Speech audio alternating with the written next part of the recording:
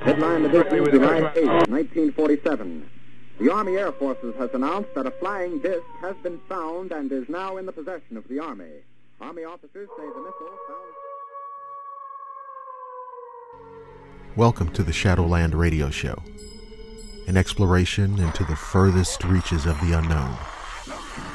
I'm Dr. William Lester.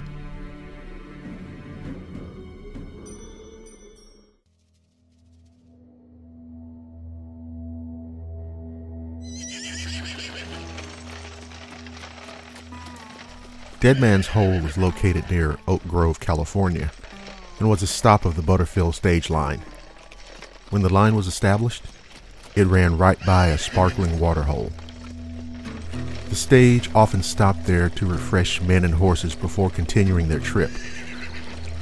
It was on one of these stops in 1858 that a legend was born. The driver got out for a drink. He leaned over the water just to meet face to face with a dead man, the first known victim. Several reports circulated around San Diego of the disappearance, but were dismissed. But a French sheepherder was found dead at the hole in 1870. 6 years later, a stage passenger claimed to have seen a naked thing with long black hair watch him from a nearby bush. A few years later, a man named William Blair was found strangled in the woods near the hole. A couple of his wealthy friends from San Francisco investigated the death but found no clues. A year later, a Native American girl was found 200 feet from where Blair's body was discovered. Her throat had been ripped open as if by some wild beast. In March of 1888, a couple of hunters named Edward Dean and Charles Cox explored the canyons behind Dead Man's Hole. They managed to hike a mile through the rough terrain. Upon taking a break, they heard a strange sound nearby. What they found was a creature with dark brown hair, like a bear, and about 6 feet tall, scurrying away.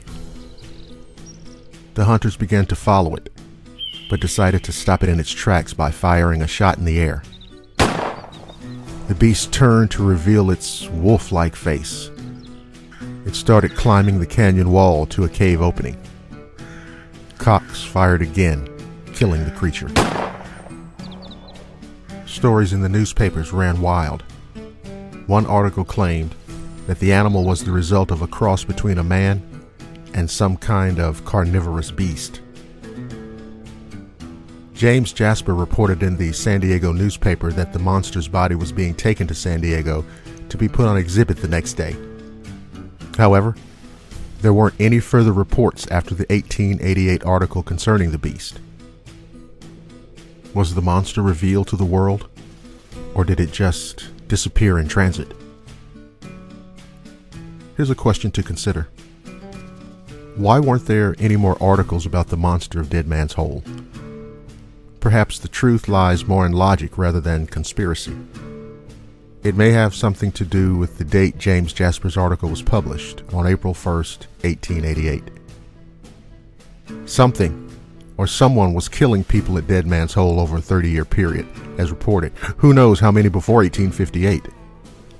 Some would say that members of the local native tribes were responsible, but the indigenous tribes have always strictly avoided the area. And so the mystery remains. Thank you for listening to the Shadowland radio show. I'm Dr. William Lester, and I promise to see each and every one of you again on the flip side.